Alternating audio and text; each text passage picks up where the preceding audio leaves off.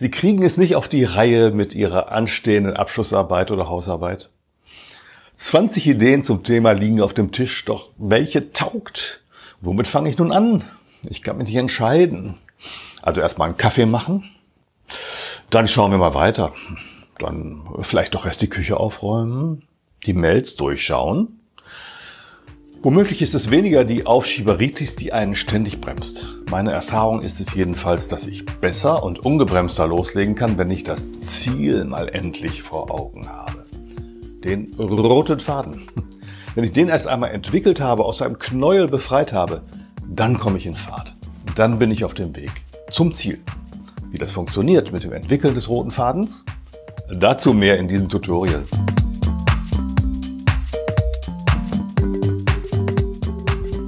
Schwerpunkt dieses Tutorials ist das Finden oder besser Erfinden eines roten Fadens, der am besten für jede wissenschaftliche Arbeit passen könnte. Als Bonus zeige ich euch, wie ihr durch euer wissenschaftliches Schreiben den roten Faden auch für alle Lesenden erkennbar machen könnt. Und nicht zuletzt mit der Methode roter Faden bekommt ihr auch im ganz normalen Alltag mehr Überblick und mehr Durchblick.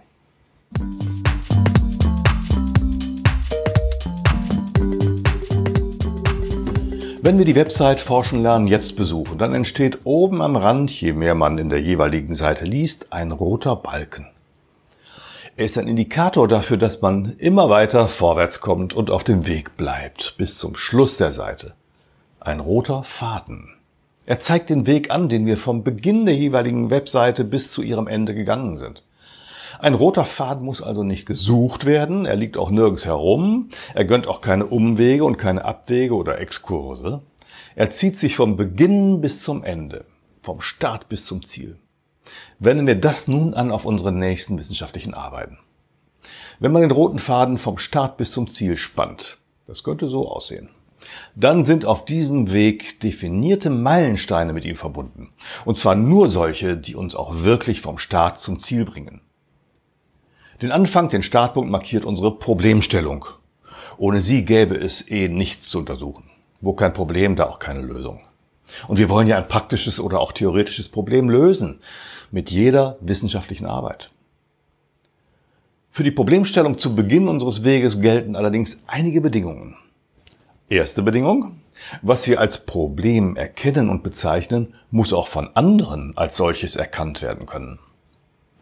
Etwas ist unklar, etwas ist bisher noch nicht gelöst, etwas ist noch nicht hinreichend definiert, etwas ist noch nicht überprüft worden. Zum Beispiel, es ist unklar, welche Mehrwerte solche, näher zu beschreibenden Videotutorials für welche Nutzertypen bieten können. Mehrwerte von Videotutorials. Zweite Bedingung: Was wir als Problem erkennen und bezeichnen, muss man mit wissenschaftlichen Methoden lösen können. Denn es geht hier ja nicht um das Zurückgreifen auf irgendwo schon bewährtes Wissen, sondern um das Erreichen eines Erkenntnisziels zur Lösungsfindung für eine defizitäre Situation. Bleiben wir bei unserem Beispiel. Mehrwerte von Videotutorials für Nutzer würde man voraussichtlich qualitativ oder quantitativ empirisch erheben. Interviews, Befragungen, Bewertungen auszählen und so weiter. Dritte Bedingung: Was wir als Problem erkennen und bezeichnen, müssen wir selbst auch mit unseren eigenen Ressourcen anpacken und lösen können. Also, wir brauchen für diesen Untersuchungsweg Zeit, wir brauchen Methodenwissen, das wir vorher erst einmal noch erwerben oder aktualisieren müssen. Wir brauchen theoretische Vorgegebenheiten und wir brauchen Zugänge zu unserem Untersuchungsgegenstand. Bei unserem Beispiel also auf alle Fälle Zugänge zu Nutzern der Videos, aber auch Zugänge zu Statistiken und bereits bestehenden Untersuchungen. Und natürlich zu Konzept und Realisierung jener Videotutorials. Unsere begrenzten Ressourcen lassen uns nur Raum für begrenztes Untersuchen, also werden wir unseren Untersuchungsgegenstand immer gut eingrenzen müssen auf für uns selbst zugängliche Erhebungs- und Datennutzungsmöglichkeiten. Für unser Beispiel müssten wir also Nutzergruppen definieren und können nur mit denen weiterarbeiten, die durch uns selbst auch untersuchbar, befragbar, analysierbar sind. Damit hätten wir fürs Aufspannen des roten Fadens den ersten Pfeiler geklärt, den Startort des roten Fadens. Zeit für seinen Zielort. Der rote Faden muss ja vom Start bis zum Zielpunkt reichend gezogen werden. Auch für den Zielort gelten einige Bedingungen, damit der rote Faden auch wirklich zu Recht dort angeknüpft werden kann. Erste Bedingung: Die Zielsetzung, die ja zur Problemlösung beitragen soll, ist primär die Formulierung eines Erkenntnisziels, nicht aber eines Praxisziels. Warum? Es handelt sich um eine wissenschaftliche Arbeit, die zu naturgemäß neuem Wissen, also Erkenntnissen führen soll, nicht aber auf direktem Weg zu einem Praxisziel. Zweite Bedingung: Die Zielsetzung muss so formuliert sein, dass sie mit den in unserem Fachgebiet üblichen wissenschaftlichen Methoden auch tatsächlich erreichbar sein kann. Dies gilt es bei der Zielformulierung stets mitzudenken. Dritte Bedingung: Die Zielsetzung und Zielformulierung dürfen niemals generalisierend angelegt sein. So als könnte die Bearbeitung des Untersuchungsgegenstandes binnen 2 Monaten oder so zu allgemeingültigen Erkenntnissen und Folgerungen führen. Beim Start hatten wir eben als Beispiel für eine mögliche Problemstellung formuliert: Es ist unklar, welche Mehrwerte solche näher zu beschreibenden Videotutorials für welche Nutzertypen bieten können. Nun brauchen wir auch eine Arbeitsformulierung für unsere Zielsetzung. Hier könnte es das Ziel sein. Und es gibt übrigens immer nur eine einzige Zielformulierung: relevante Faktoren von Mehrwerten für definierte Nutzergruppen beschreiben zu können. An dieser Stelle gerät nun auch in den Blick, dass wir ja stets mit konkreten Variablen arbeiten. In diesem Fall einerseits eine bestimmte, vorkommende und untersuchbare Variante von Videotutorials und andererseits bestimmte, untersuchbare Nutzer oder Nutzergruppen. In welchem Abhängigkeitsverhältnis stehen diese beiden Variablen zueinander? Dies müssen wir spätestens jetzt klären, sonst könnten wir gar nichts untersuchen. Im Beispiel sind bestimmte Videotutorials und bestimmte Nutzergruppen die beiden Variablen.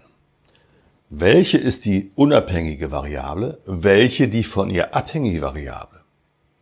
Angenommen, es ginge dabei um meine Videotutorials in YouTube und um meine mir leider völlig unbekannten Nutzer. Ich hatte sozusagen ins Blaue hinein diese Tutorial-Serie gestartet, ohne zu wissen, wer sie wann und wie und in welcher Hinsicht und in welchem Maße überhaupt nutzt. Die Tutorials sind nun vorhanden und dauerhaft abrufbar, nutzbar. Somit sind sie als die unabhängige Variable anzusehen. Folglich stellen die zu untersuchenden Nutzer und Nutzergruppen die abhängige Variable.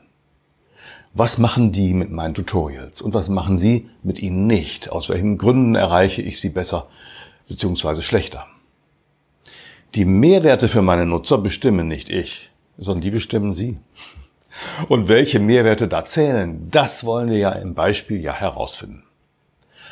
Unser roter Faden hat jetzt 2 feste Punkte erhalten: den Startpunkt mit der Problemstellung und den Zielpunkt mit der Bestimmung des Erkenntnisziels, das wir als problemlösend festgelegt haben. Der rote Faden braucht jetzt noch einige weitere feste Punkte auf dem Weg vom Start zum Ziel.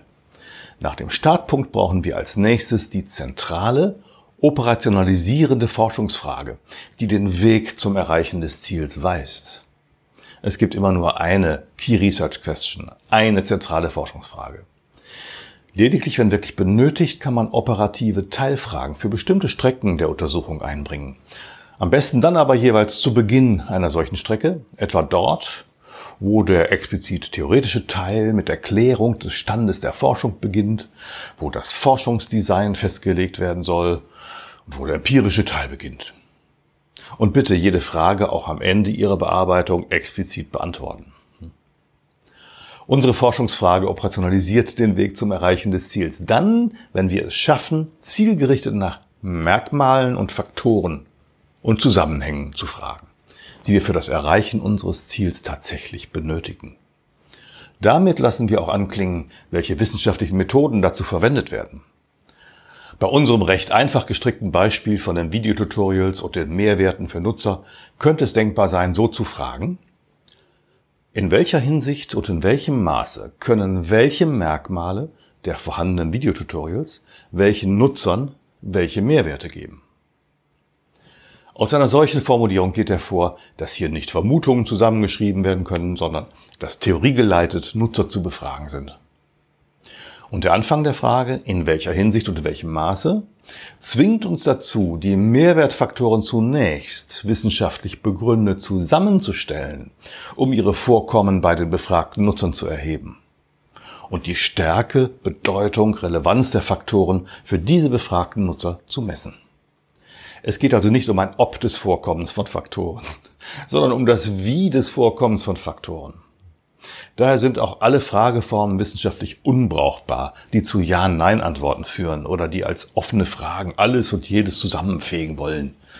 Natürlich gehören auch die Erarbeitung des aktuellen Forschungsstandes, die Bestimmung der Vorgehensweise, also das Forschungsdesign und die Gliederung zu den Haltepunkten unseres roten Fadens, sowie jedes im Verlauf unserer Untersuchung entstehende Kapitel. Zu allen vorgestellten Punkten unseres roten Fadens gibt es übrigens Vertiefendes in meinen Online-Kursen und in unseren FAQ bei forschenlernen.jetzt.